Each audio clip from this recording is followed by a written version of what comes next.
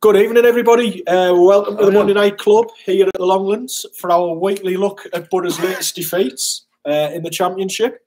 Welcome to the show. Got a full house this week. Got Guesty back. Got Josh on, and somewhere in the distance, got AJ. You all right, mate? Yeah, I'm spot on there. Good, good, good. Are you in the shop there or what? No, because someone hasn't adjusted the camera. I've moved on. Is that the extension? That's a bit better. Yeah, squeeze in a bit more, mate. There we go, lads. Everyone move up. There's plenty of room for the big guy. I'll squeeze in. There we go. Nice one. Touching knees. There we go. So, welcome to the show, everyone. At least it didn't rain on Saturday in Swansea for you. I know. That was the only thing nice that didn't sunny. go wrong. It was nice and sunny. Wasn't it? Was? Yeah. Anyway, another 2 defeats. It seems more than likely then this underwhelming season's going to end in disappointment. The clubs, the pubs, social media, everything's been full of the reasons why Boro got on a massive slump and on a downward turn. Fans out there, let us know what you think. What's the reason for Boro's disastrous run of form recently? What do you put this failure down to? And as a club, what's required for them to remove the apathy and disappointment that surrounds not just the football club, I think, and its fans, I think the town at the moment. So, lads, we'll look at the last 2 games very quickly before we have a general chat about things to do with the Boro. Guesty, Bristol City and Swansea were our last 2 games. In fairness, against Bristol City, the first half hour we could have been 3 or 4-0 up. But our Achilles heel throughout the season, not putting chances away, came back to haunt us again, didn't they? Yeah, you could see that the players did have some fire in the belly against Bristol City. Pretty much started the same as what we did against Preston. We really went for it and created chance after chance. We hit the post twice. We had efforts kicked off the line. But you could see with every chance missed, you could see the life draining out the players. Yeah. You know what I mean? And Bristol had been no threat, and you just knew, with being a football fan, you just knew once they were going to go up our end, they were going to score. Yeah. And the way we've been all season, well, for the last 4 or 5 seasons, if we go a goal down, we're not coming back. Yeah, yeah. And it's so frustrating, you know what I mean? And we've all got our opinions, we've all got our thoughts about what's happening at the club, what we want happening at the club. Usually, times like this, as you'll know, we all stick together. Yeah. But it's broken. Everything's broken. Yeah. The fans are broken. The dressing room's broken. The management's broken, and the people upstairs, they must be looking down. And I don't know what they're thinking. I don't know what they're seeing, because they look at the same things as we do. And I don't know. I just can't understand why something hasn't been done or tried to be mended. I think we'll have a look at that in a bit more depth in a minute. I mean, go back to that Bristol City game, Josh. The goal we conceded after all the chances we created and missed, it was one of the softest goals we could concede, wasn't it? Oh, yeah. I mean, we've got some of the tallest players in the back 4 or 5, depending on how many he plays. 7. Yeah, 7, yeah. And somehow their replacement for Flint has bagged a perfectly good header. Yeah. And, you know, from that point, you just see Boro's heads drop. And, you know, we go back to the normal second half of Boro not turning up, basically. Yeah, no, you're right. And then in an act of desperation in the second half, AJ, Pulis brings on Lewis Wing, who quite clearly wasn't fit. Yeah. Now it turns out he needs a hernia operation. He's out for the rest of the season. Then you've got a lad who's on the bench week after week, bags of talent, bags of pace, never gets a look in.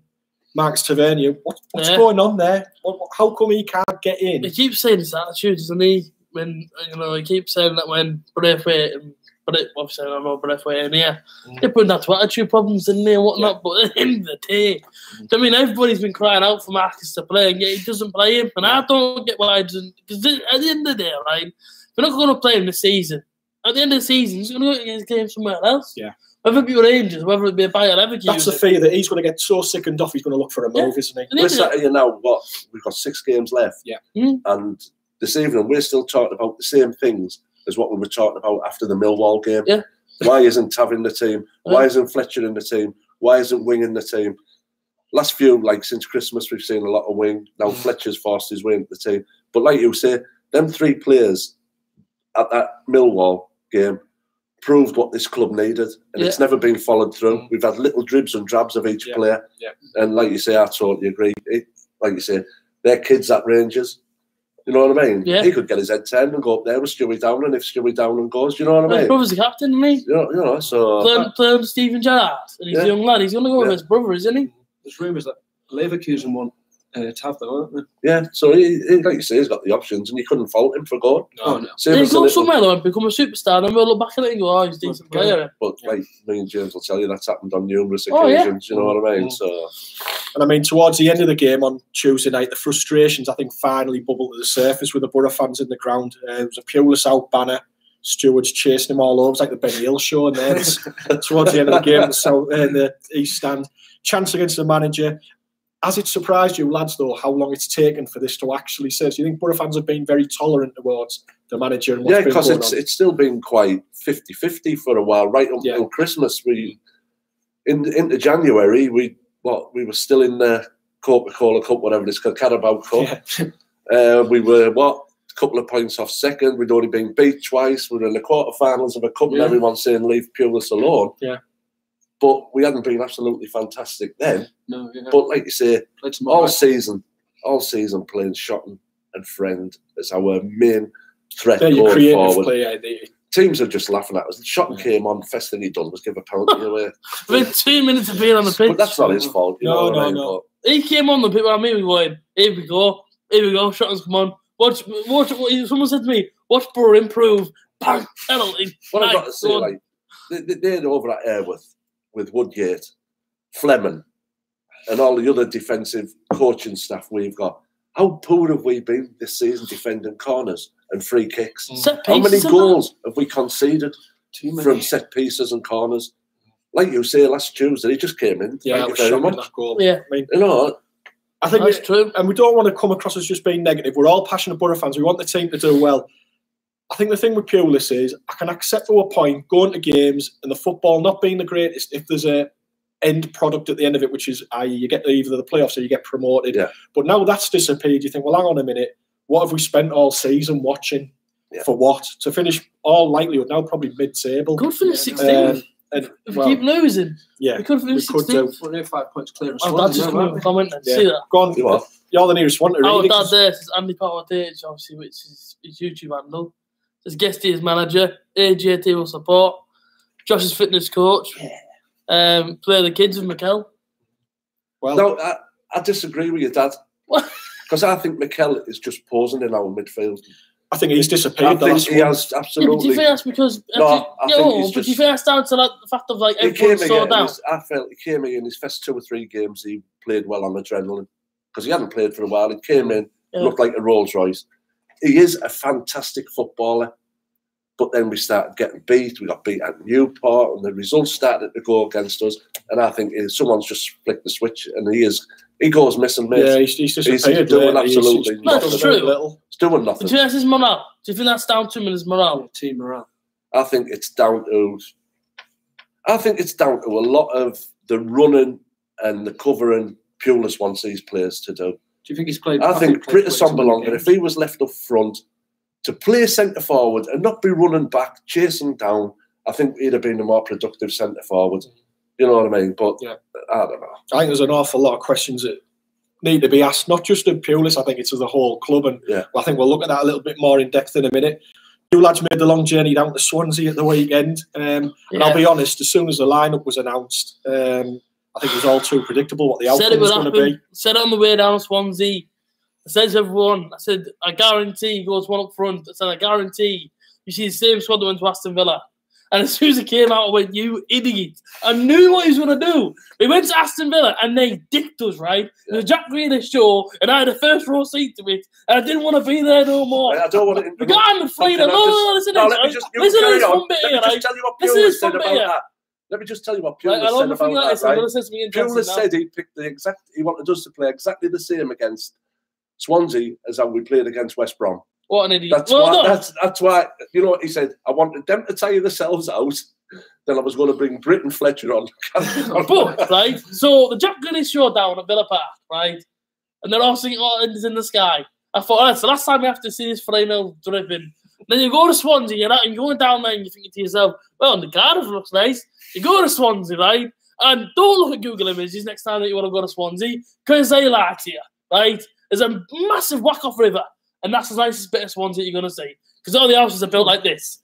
So we go to Swansea, sees the team line up, one up front, and then Daniel James, Nathan Dyer just ran the show. Yeah. But how on earth did that happen when technically you've got 7 defenders on the pitch? Because he wanted them to tire themselves out, he said. Well, with Nathan Dyer on the wing. And he left Britton Fletcher out because he's an idiot. Because of the running stats. He came out and said, I've picked this team because if you look at the amount of running stats on Fletcher and Britt, the last 2 games, you can understand why I've left them out. He reckons he didn't change no formation. He was playing Fletcher on the left to come in and work with Britt when they were in the team together, and that's what he done on Saturday with Downing and Ugle. That's what he's trying to say, that Downing and Ugle were his 2 forwards. He's taking the mickey here, man. Right? So this is, like you say, I have the advantage now of sitting on my settee on them away days, and I've just seen that team, and my settee was so comfortable, mate, when I seen that team.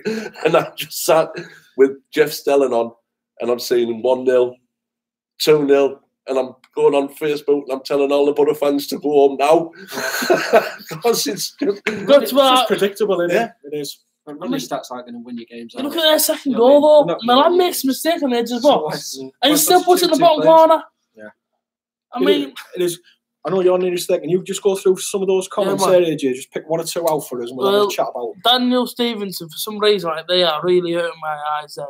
He says that Daniel James looked quality. He was fantastic. He could have gone to Leeds, couldn't he, in January? Mikel looks disheartened from Jason Snowden. Joe Scott there says having Lewis wing out for the end of the season is a huge blow for us. Yeah, but when in the last 6 games, obviously when he has played, can we when you say it's a big blow? Because obviously no, because he's not looked. He's not looked, but I don't think he's been fit. I think he's been carrying an injury since Wigan. We went to Wigan away, and I watched him that day, and I said to someone I was with that day, he looks like he's carrying an injury. He looks like he's playing within himself. And it wouldn't surprise me if he's been carrying that injury for a while, especially if it's something like a hernia. Yeah. He's been playing with that for a while, and I mean, that's not going to help the situation. Was going through, and I think that's been the case. So maybe, I mean, he will be a miss, but you can't keep playing someone on with an injury like that. You need some time out. Harry Emerson says, remember in pre-season when Pure had them biking up and down mountains in Austria, so they would survive the whole game. Time last 60 minutes, and they will die. I'm pretty sure during the last international break, he conducted some more fitness tests on the squad as well. He did another round of fitness tests. Yeah. Well, like you say, we look as though we're dead on our feet most games, and I think they've been absolutely flogged. Yeah, since the summer, and it's a hard enough season in the Championship anyway. And unfortunately, this is where critics of Tony Pulis will have a field day about his approach and him being old school. It's all right being old school, but you've got to also move with the times a little bit as well. And I don't think Tony Pulis really has. He's not with the times. His tactics aren't even with the times. I know there was someone that put a comment on very early at night saying about West Brom fans warned us about all these things were going to happen. Say that every time. And it's a fair point, isn't it? It does Stoke fans are telling us, weren't they? Yeah. I mean, that's the first time now in 19 years we've lost 6 league games in a row. We haven't won for 7. Yeah, and I think what worries me a little bit as well. In terms of our form is, if you remember back, I think it's about 6 years ago now, 2012-13, we went to Derby New Year's Day, 2nd in the league. Tony Mowbray was manager. We had a horrendous second half of the season. We ended up finishing 16th. And that hangover then kicked on into the next season. And Mowbray was sacked in October. Yeah. And I think it's crucial how you finish a season is how you start the next season. Well, God help us next season, because we're on a dire run of form at the minute. That was a season where, if we'd have signed someone in the transfer window when Morgan had us up there, we'd have went up that season. Yeah. You know what I mean? And this is where... You could say the same about this season. We were in a decent position in January, weren't we? This is where now fans are questioning Gibson's commitments and his desires for the club, you know what I mean? Yeah. It's happened for too many seasons. Well, Bird just broke out there. Bird broke out earlier on today. Apparently Gibson's put £40 million to a brand new house for himself. In a big mansion. Yeah, but that's going to bought some players. No, that's personal business. If he wants to spend money on a house, that's up to him. Yeah, you know what I mean? What we're concerned about as fans is the money that's coming to the club, which then you read in the local press last week where the club's lost £6.5 million. How's the club lost £6.5 million in the last 12 months? with the players that we've sold, with transfer, with parachute payments. You know, it's. I think there's a few reasons for that, Tony. I think the club have overstretched themselves in terms of wages. Wages are crippling the club, and for that. And I know a lot of fans are unhappy with Tony Pulis, his style of football. I get that, but for me, the problems run way deeper than one man. Yeah, he's contributed massively, but there's a lot of people throughout that club that have to take the blame and the responsibility for what's going on. Like we said there, the wages. Well, who negotiates these contracts and these deals for these players? Because the recruitment policy of the club, the people are offering these contracts, mustn't he? You know what I mean? It's unbelievable. They negotiate. Yeah, Braithwaite's on like the highest earned. Yeah, wage, isn't he? He spent less than a year at the club. He's on a 4-year deal. He's altogether. He spent less than a year at the club. He's been out on loan more than he's been here. Yeah. And we say like Brit's like the most expensive one. It's I'm not being funny, but £15 million for a striker. We're a championship club, and we're paying out £15 million. Yeah. £7 million on Fletcher, £8 million on Braithwaite. Yeah. The wages, them three alone will be and on. Potentially £10 million for you, Gil. In the summer, if that one goes through. I can't see that. Forget about that. Can't see that. Imagine if he did. Like I say, I just feel as though, and I don't know if you lads agree, that there's a huge disconnect between the club and the fans at the minute. Yeah. And like you said there, Tony, you're happy to stay at home on a Saturday. I went and watched Stockton on Saturday. I had no intention of going to Swansea. And I'll be honest, when I saw the team, I just shrugged my shoulders and I thought, well, I know what's going to happen today. Yeah. And that worries me. And I've spoken to other lads that have been going to games for 30, 40 years, season ticket holders of long standing, and they turn around to me and saying, I'm not renewing next season, James. And that worries me when lads that care as passionately that have been going for years and years and now saying, I'm not going. I've just heard a guy there on the radio, 59 years he's supporting the Boro and he's not going no more. Yeah. That's it's sad though, isn't it? It's beyond sad, mate. It's beyond sad. It's destroying everything that's good about this club. The camaraderie with the supporters, the connection of the players and the supporters. It's all gone. It's all gone, mate. You know what I mean? The diehard fans who like to get the shirts signed, the balls signed, they'll still be stood there on Saturday, and, you know, having the niceties with the players. Yeah. Any other club, you'd have the mob there, and they'd be telling them what they thought of them. You know what I mean? You know, I don't know, mate. It's hard. It's hard as a Boro fan. I don't think I've experienced anything like it, even under Strachan. Mowbray was bad, you know, and Mowbray was in a similar situation to what Pulis is, you know what I mean, where he's had no money, but it's at the end of the day, it's been bad since the European Cup final, the UEFA Cup final. It's just gone downhill since then. Yeah, and that's when we should have invested big. We had to kick on at that time, and I don't know. Again, it's all about finances, and I think interestingly, around about that time, not long after that, Keith Lamb, who was the chief executive of the club, he turned around and he said in an article or an interview he did, the fans will get the club they deserve. Well, my worry is at the moment, the club are going to get what they deserve because of how they've treated the fans the last few years, and people are turning their back on in droves on that club. Yeah. And the worry for me is once people find something else to do with the time and the money on a weekend, they're not going to go back and watch the Boro, are they? At the minute, because the financial investment you have to put in to go and watch it, it's not cheap going to watch a football match now, is it? No, it's not. And I think people will find other things to do, and the club are going to have to work extremely hard. And I'm sorry, they can say what they like. They can put on their own little Phoenix Nights fun days out the back of the North Stand before a game. Yeah. Fans aren't interested in that. What the fans want is entertainment and good football on the pitch. That's why we go to games. We don't go for all those other bits and pieces. We want to be entertained. And that's not happened over the last 2 or 3 years. And that's not just down to Tony Pulis. It's down to a number of people and decisions that they've been made. And I think that's why the fans are so disillusioned at the minute. Like you were saying earlier, James, you said that the younger generation that are becoming Boro fans now. That's a massive worry for me as well. What they want on the pitch, so it's not going to make them want to go. Like you say, you as young lads, it's watching shite like that week in, week out. It's not going to I've only been a Boro fan for like 27 years, and I've not seen it as much as everyone else through the bad times. And this is hurting now, and it's painful to see that you go to watch the team that you love week in, week out, and you presented with that. So you like you just said there, the team you love, the team this gentleman loves. When your chairman comes out, you've been relegated. Now you tell me how you felt as a young'un. He comes out and says, right, we're going to smash the league next year. Yeah. How do you feel then as a Boro fan? I jumped up me when he heard that. You feel like, yes, this is it. Was he telling the truth? No. So the following season, right, he brings Pulis in. We get beat in the playoffs.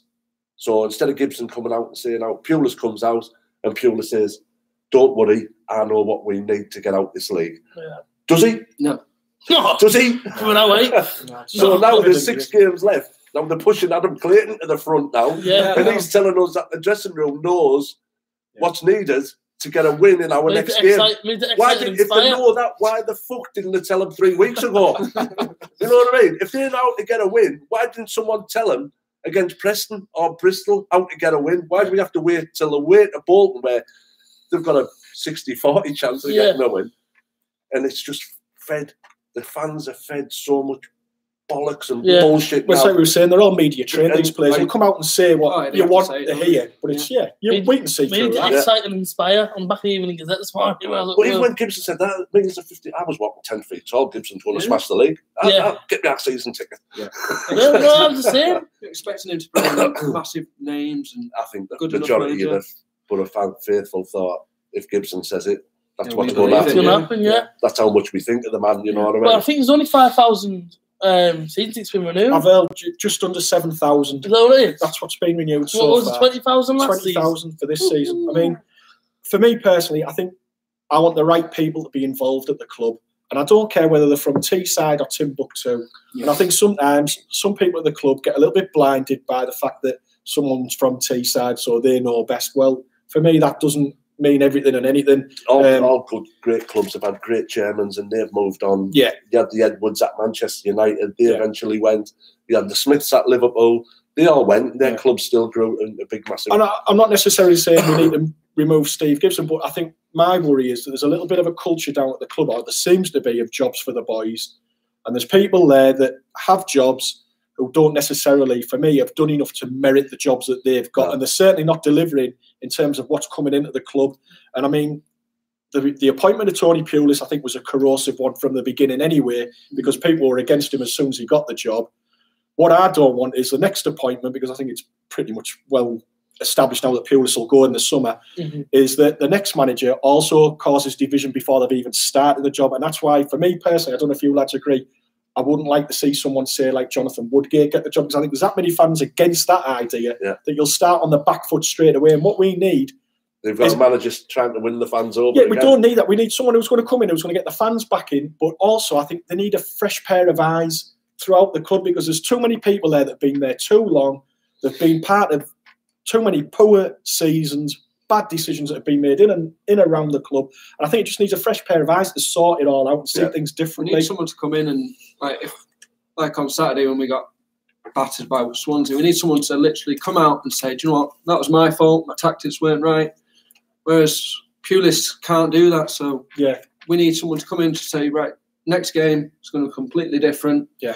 And we're going to provide the fans with what they want, and it's a better performance. Yeah. Whereas you're never going to see that under Pulis. No. We've never been the greatest attacking team ever from the ages. No. But we've always had a team that gave it a good go. We've always a team that would give everything, and there was excitement, drama in a lot of Boro games. But now, I mean, a lot of people say Karanka all the time, don't they? Like, why would you want to go back? I think we've got to move on from that, haven't we? We've got to move on from that, because again, because they say Karanka or Mogger, why bring managers that have kind of been sacked, basically? Yeah. Kieran Batch, Neil Warnock, he'll clear it all out. You just said there, Kieran. No good, mate. Kieran just said then, let's get on his comments are flying in here. Try and put them in it. Can't put that word, don't it's a worry, and I mean, like you said, Dimmy Lonergan, friend, shot and Besic, Braithwaite, Hugh Gill, instead, will leave. Add Randolph, McKell, Britt, maybe Fry, Tav, who will go to totally new team next season. I get that, but my worry is how many clubs will take on these players that we want to get rid of, because they're all on good contracts down here. So again, that comes back to the recruitment issue. Players like Rudiger Stead, he's not played since Newport away. Yeah, exactly. 40 grand a week hemorrhaging out the club. 48? Well, 48 grand a week. 48 grand a week. So at the end of the day, I can't blame him for sticking around, because he ain't going to go to Millwall like you could have done in the transfer window if they're going to offer him next to nothing compared to that. Who's giving him a deal that he's getting that much money a week? Yeah. And the same as all players that you mentioned there, you're going to struggle to shift them in the summer. So it's all right saying we want rid of them, but if you've got no one going to take them on, you're struggling. Lee Johnson, David Jackson, would you take him? Lee Johnson. Yeah, he'd be one of the ones I would look at. I like the idea of either Lee Johnson, Alex Neil, Chris Wilder. they're the type of manager I would like to see to come into our club in the summer. Yeah. They've worked in the Championship. They produce teams that are hard-working, will get results, and they're not going to spend an absolute fortune, which I don't think we're going to have. I think we're going to have to be very careful and savvy with our money this summer. Yeah. But no parachute payments. No parachute, that's all. When you look at the likes of Bucky at Norwich, there's players out there. There's players out there. If you build your team around that man, he's going to score your goals. Yeah. You know what I mean? That most probably wasn't Farke's intention when he first came to the club. When he started bagging the goals, I think the youth in their side as well. I think that's the issue. There's two things you've said there, Tony. That fans can sometimes be blinded, or people can be blinded in football about how much you spend on players makes you a great team or a club that's got ambition and playing young lads. And we've not really done either, have we? No. We've overspent, and then we don't give youth a chance. And when you think of what comes through our academy, it upsets me massively that we seem to get it right at academy level. How many of these lads then go on to play for the first team? Not for many. us? No.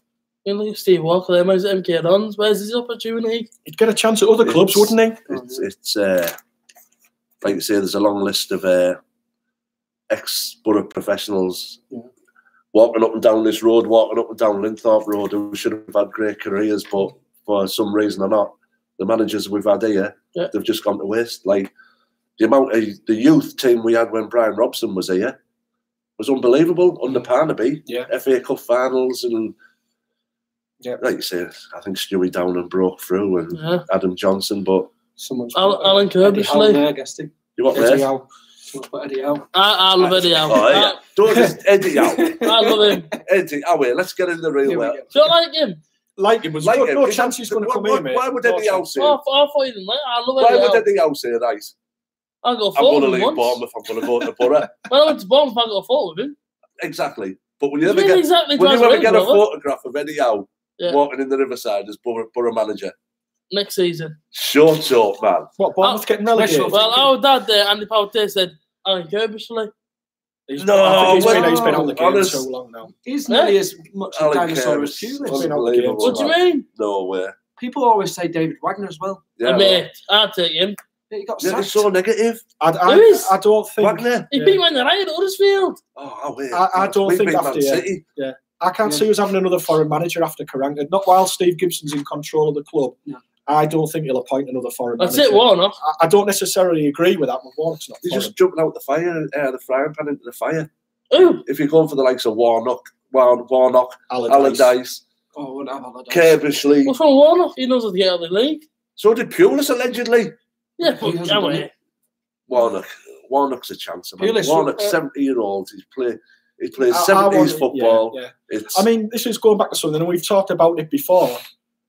Gary Monk is maybe the type of manager, the template or type of manager that you would want to bring in, a young manager who you would think would bring attacking football. We had him on board.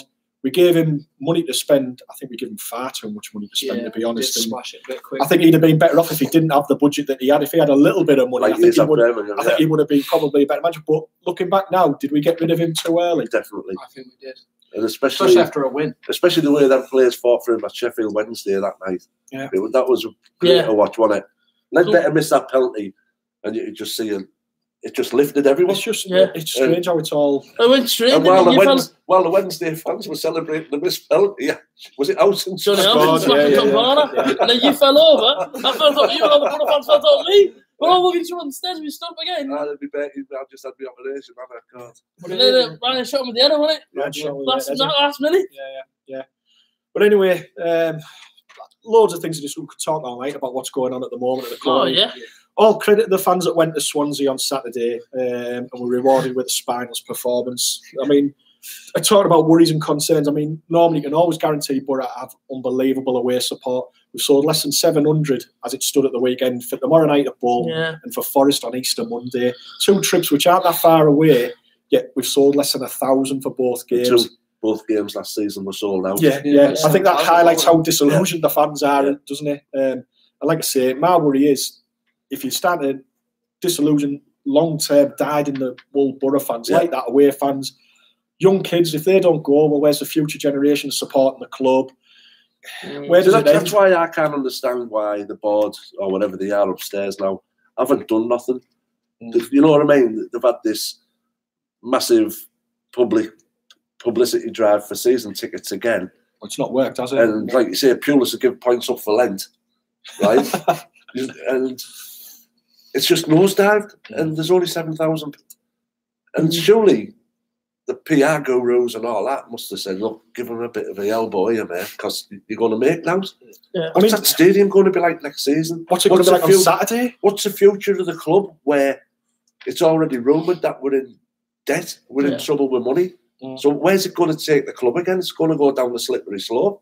That's my fear. Yeah, you see it empty now, it's going to be even worse on Saturday, I think. So I think even if they win tomorrow night, I think there'll be a very low crowd in there. So I know I'll give it out 2021 because that's because of season ticket sales, but I think there'll be very few actually turn up on Saturday. I think if we win tomorrow, I think it's just too little too late, to be honest. I don't. Well, everyone would be expecting us to be Bolton, let's be real. Yeah, but they're in a worse state than we are. Everyone expected us to beat Charlton. Charlton were in a similar position to what both are. Yeah, they were in administration. Karanka decided to go walk about. And the Rotherham 1-0. And they put Agnew in charge, you know what I mean? So we don't go to these places. They're going to give us a fight tomorrow. They'll turn up. You're talking about a club where its players haven't been paid its wages for the last month. A club that's in an absolute financial crisis. Everything going against them. They lost their own Ipswich on Saturday. But you know what? I'm going there tomorrow night with very little confidence that we can actually win the game, because I think you would normally expect a team in that situation, right? You'd get amongst them, you'd go at them from the kickoff. You know, for a fact, we're probably not going to do that because we'll be set up again. One up front, defensive. But I think Britton Fletcher will come back in tomorrow, but it won't be too up top because you'll have Britt on his own, or Fletcher on his own. And I think it'll be a real slog tomorrow night. But we'll try to pack out the midfield before 5-1 or something stupid. But no, he'll end up playing an attacking team tomorrow, won't he? After all these games, he'll end up playing an attacking team. We won't expect it, will we? We've got Carl DCFC, obviously a Derby County fan. Boro falling apart again. Yeah, can you let us know what it feels like, mate? Yeah. You're the experts at it. You do it every year. I tell you what, you don't get a trophy for just getting in the playoffs. You have to win them, lads. Derby showed Leeds out to fall apart, didn't they? Yeah. Showed Leeds out to the playoffs on the last move. Zamora got it. Yes, that's right. Keep over to Zamora, he bangs through in the top corner. So I wouldn't be crowing too much if I was you, because I think you'll be in the championship with us again next year, lads. Lads. Even with a good manager. See you at the iPro. Yeah. Not good away day, that. It is. But yeah, I think that's what we're all resigned to now, really, aren't we? That it is going to be another season in the championship. And it's where does it stop? Where does it go from there? Because like you say, the big worry is now, are we on a downward turn? And I think something's needed from the club. This summer's a huge summer, but they need to do something to reignite the passion amongst the fans and the people, because, like I say, they're slowly, well, I don't think even slowly, I think they are rapidly losing the faith of the Boro fans, aren't they, at the minute? Yeah. I think we could be in the championship for another 7 or 8 years. It could be like it was last time. But just signing all these players from here, there, and everywhere. Another 7 or 8 years. We've had 1 year in the Premiership in the last 12 years now, So it's not another 7, 8 years. It's just the norm age, isn't it? Yeah. We've had 1 season in the Premiership, which was a disaster. Yeah. And we are a championship club. We're a Nottingham Forest who stayed in the championship forever. We're at Ipswich who are going to drop out because they've had a good run in the championship. You know what I mean? Yeah. And that's the type of club we are. It's like you say, is it us fans, mainly from your era, from, like you say, Robson onwards, who've seen the good times with the club? You know, like you say, you experienced some bad times in the past, but this is most probably the worst news I've experienced. Oh, yeah. Do you know what I mean? Where people from my era have experienced bad times before. You know what I mean? Hard when we got relegated from the Prem. That was a hard. But this is bad. This is really hard as a Boro fan. I think it's I think you've hit the nail on the head there. I think it's relative though, isn't it? Because I think we saw in the mid-80s where the club was desperate. I mean, it was home crowds of 4,000 or 5,000. But what you didn't have then, you didn't have players that were brought in on big salaries, big wages, and you had, like you say, the expectations of maybe 10 years before that being a club that had been in Europe and had won a major trophy. So now people are going to games expecting Middlesbrough to be doing something and challenging, where I don't think we had that really in the mid-80s. You were just like, well... So Brian Robson played, everyone was walking about in Man U tops, Chelsea tops, Everton tops. No, you never seen anyone in a Boro top. Robson came. Changed. Then everyone wanted a Boro top then, you know what I mean? And, you know, you can't thank the man enough for what he'd done, but As Lee Bailey said there, looking on the bright side, lads, there'll be some more good away days next year in the Championship. Luton will be one. Yeah, I've not been to Luton. Yeah, Kennel West I've done Luton. Yeah, you get that through someone's back. Yeah, you do. Well, You do. Honestly, you do, yeah. Seen the pictures of it. So that's where we're at the minute then, lads. So, 2 games this week. We'll do our predictions now. You won last week, mate. 2-0, you beat me. Thank you very much. I did a Boro, not out of 6. So this week, we've got 2 Boro games in those 6. So we'll quickly run through 4 of us now this week. So, first of all, tomorrow night, Bolton Boro. Quick scoreline, lads. I'm going to say 1-0 Bolton. I'm just not confident anymore. Like you say, Rick's my 2-1 Bolton. Yeah. I'm going 1 each. 1-0 Bolton. Blackburn Derby. Is it a Blackburn? It is. I'm going to say 2-1 Derby. 2-0 Derby. Yeah, I'm going to say 2-0 Derby. Yeah, 2-0 Blackburn are struggling. Yeah, it's got the old Tony Mowbray again, hasn't it? After Christmas. Yeah. Bristol City, West Brom, that'll be a big game. I think I put in my Super 6, 3-2 West Brom. 2-1 West Brom. I say 2-2. 2-2, yeah. I think big goals, isn't it? Yeah, I'll go 2-2. 2-2. Preston Leeds. I tell you what, if nothing else, the services round where we're heading tomorrow night going to be interesting. You've got Bolton. Yeah. Derby are at Blackburn. Leeds are at Preston. Yeah. You want to be careful when you're stopping off for your own pasties and pies and that. Yeah, I don't think I'm no more. No, I've seen the Leeds fans on the way on Saturday. Oh, we've seen them as well. Go on, Preston Leeds, mate. Preston, see, I think Leeds will beat them. Yeah. I'm going to go for a 2-0 Leeds. 3-1 Leeds.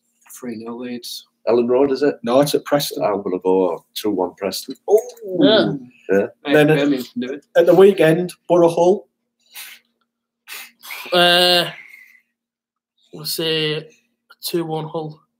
Oh, yeah, I agree. 2-1 Hull. I'm going to say 3-1 Hull. Oh, man. 3-0 Hull. It's scary, isn't it? Is it Boro Fan TV? Is it Boro channel? Krasicki and that other little dude. Jared Bourne. Yeah, it's frightening. Like you say, Shotton won't be bothered about his dreadlocks that day, man. He's too busy chasing one of them. Giving away penalties. Last one, Villa Bristol City. Is that Bristol City as well? It's at Villa. See, I think Villa will do 3-0. I've gone 3-0 and all. I'm going to say 2-1 Bristol. Oh, yes. Yeah. At Villa Park. I'll go 2-0 Villa. They're a good side, Bristol City. I think Villa will go up through the playoffs, if I'm being honest. They're just, like you say, greenish. They missed the chance last year, I think they'll go up this year. Then get it with a whacking 20. That just shows you. Tammy Abrams went there on loan, and you think you try to, Tammy, why have you gone there? You know what I mean? You are a D. But he's gone there and he's worked hard and he's scored goals. Yeah. Even Adoma's scoring goals again. Yeah, and one of our viewers put on there about saying, would you have Adoma back? And I would have him back. I don't know if he'd come back, though. That's the issue. But yeah. 1-1. So anyway, that's it's been hard work. I think it's been one of the easiest shows to write. It's one of the hardest ones as well when things are as bad as they are at the minute. It's not nice to talk on. We don't want to be negative. We don't want to be down on the Boro. So getting on a lighter subject, mate, how's the training going? I know you two lads are involved in the charity match. Yeah, good. Got a walking football game coming up very, very soon against the Grangetown walking football. Which very successful. Very successful. Very successful. A couple of England internationals. Yeah. For Grangetown. It's a test for you, So. No, listen, do you know what it is? It's going to be good for us. Yeah. You know what I mean? Going to teach pass movement and stuff like that and different things. So, you know what I mean? All the lads look forward to it. We've got about 11 or 12 lads coming. So. Nice one. 2 different goalies as well, so obviously swap them over. You only play one? Huh? no, but I'm saying swap them over. But Pulis tries to play it so good. Yeah, and then obviously after that one, then we'll have to go back to the training pitch if you like, and then of course you know what I mean. The deadline for the new place is obviously next Thursday, Friday. And after that, then we really get intense about the training. Quality players, aren't we? Yeah, we can see some standout players. We've got a brand new coach as well who teaches grassroots football. Yeah. He's coming down next week. He's really going to be, like I say, you know, he's a friend of mine, known him all my life. I say he's an excellent coach. And of course, then it comes to the 2nd of June. And it's us against the Mags. And trust me, we're not going to lose because every single lad I've got inside this training knows how I feel about Newcastle and knows how much I want to win the game. So, well, hopefully that's not the next Boro win we have to wait for. The 2nd of June, hopefully there's one coming before then. But I'm not quite sure where. But Mum's birthday, and I do not want to leave that picture of a frown on my face. So. Well, apologies if we haven't got your comments tonight, guys. We appreciate you tuning in and watching us. Thanks for everything. Like I say, enjoyed you watching us tonight. Hopefully, like I say, Boro Fan TV is a platform to get things off your chest. There'll be the previews for the games coming up, obviously, tomorrow night against Bolton and Saturday against Hull at the Riverside. Thanks for joining me, AJT, Josh and Guesty at the Longlands. Have a good week. And until next week, up the Boro, everyone. Up the Boro.